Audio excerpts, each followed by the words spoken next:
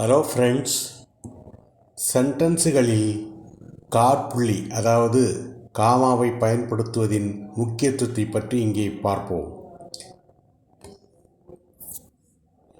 ஒரு சென்டென்ஸில் பல பொருட்களை குறிப்பிடும்போது அவற்றை பிரிக்க காமா வரும். 2. ஒரு கோட்டட் ஸ்பீச்சுக்கு முன்னும் பின்னும் காமா வரும். 3.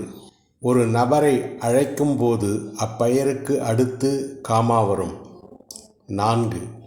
அவ்வவர், அன்பார்ச்சுனேட்லி, ஆக்சுவலி போன்ற இன்ட்ரோடக்டரி வேர்டுக்கு பிறகு காமா வரும்.